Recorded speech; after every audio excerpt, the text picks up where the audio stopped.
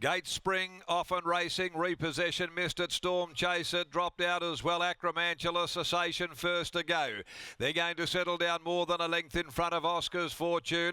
Repossession, who didn't really get the most effective of starts, and Storm Chaser found it last of the quintet. Acromantula on the outside holds a slender lead from Cessation, but the mare's kicking through. At the 550, Acromantula can't quite cross Cessation.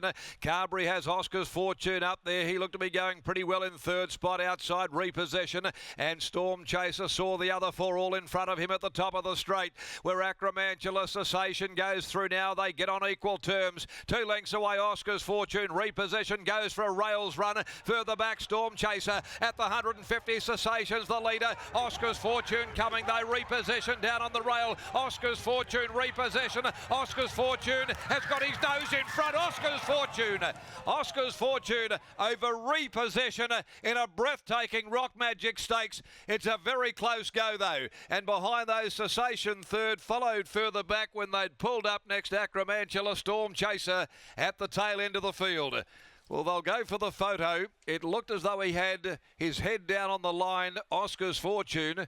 Repossession, oh, it did dive, but it made it awfully close. It was one of those races, one of those finishes, but Oscar's Fortune has scraped in. Number 1, Oscar's Fortune. Patrick Carberry makes it a winning return, taking out the Rock Magic Stakes over Repossession. Brad Parnham, 6 Cessation in third place. Fourth, number 2, Acromantula. Oscar's Fortune back in the winner's circle today. Fabulous to see after 714 days on what has been an eventful journey over the last couple of seasons. But he's back today, this high-quality 5-year-old. A horse who's run into some stars in the Quokka, the Winterbottom, the Scalacci Stakes as well. And he delivers by half a head in 57.17. Beautiful ride by Pat Carberry. Gave him a sweet trip. First up, perfect way to come back to racing. 33.01. And just get there from Repossession, who took the rails run advantage on his inside. And there was only a bob between them right at the finish. Oscar's Fortune for Laloma Farms, prepared by Dion Luciani, ridden by Patrick Carberry. Makes it win number 6 from 25. Repossession, the Sessions gelding from Can Time. Chris Michael Gangemi, Brad Parnham in the saddle, and Cessation by Sessions out of Corvetto, Tiana Noski, and ridden by Luke Campbell. 1, 3, 6 and 2. And no doubt they'll be plenty interested to see whether Oscar's Fortune is going to make his way to the Quokka with another attempt there with a slot, no doubt, waiting this high-quality sprinter this afternoon after winning in the Rock Magic Stakes. Race 4, the off-the-track racing and beyond handicap over 1,000 metres. There are no changes. They'll go at 1:41 in the next on the card. We'll go downstairs now and catch up with Lockie Taylor. Following this victory of Oscar's Fortune, it was nice to see him back finally in the winner's circle after such a lengthy absence. Lock?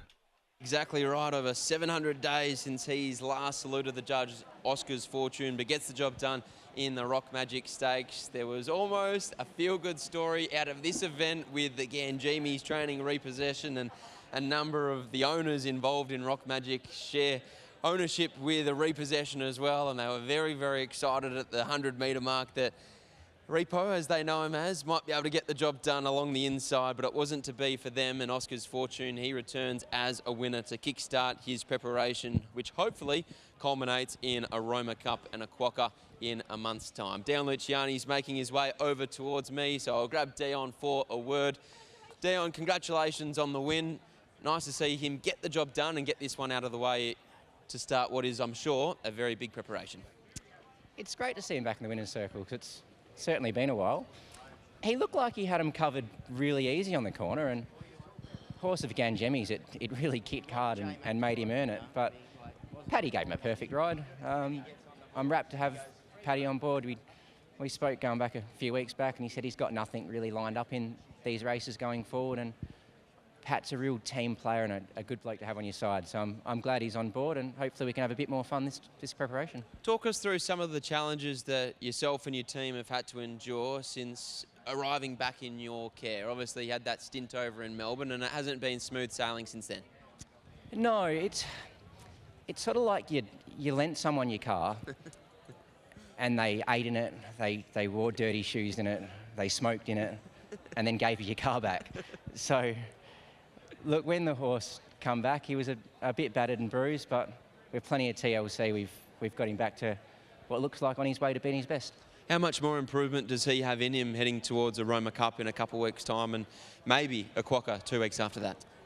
Well, he won the Roma Cup a couple of years ago, so cheers, buddy. If he looks like he's getting back to that form, so looking at the trials on Monday, there was a couple of Simons that looked very, very sharp, so they're going to be hard to run down, but with a bit of luck and the right run in transit, our bloke should give a bit of cheek. Would you like to see him in a Quokka?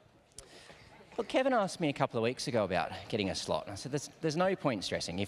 If someone doesn't offer us a slot, it's because we shouldn't be in the race. So we'll just let it play its way. And if he runs a good race in the Roma Cup, we'll head that way. Otherwise, there's the substitute race on the day. But I'm pretty keen to see him up to the Belmont Sprint and that mile race this time around because he's a bit older now and I think he'll get a mile. A great training performance here. Well done. Thanks, bud. There's Dan Luciani and here's Pat Carberry with Riley. Thanks, Lockie. Catching up with Pat Carberry after the win of Oscar's Fortune. Pat, you know the horse better than anyone that this horse was doing battle with for much of last preparation through the carnival in Joker's Grin, and this horse was really serving it up to him for much of the preparation, so I'm sure it was a very pleasant surprise to get the call up to ride him here today. Yeah, obviously now Joker's Grin's over the eastern seaboard, always looking for something to take his spot, and yeah, obviously Joker's Grin won this race last year, and yeah, grateful for the opportunity, and yeah, he done a good job.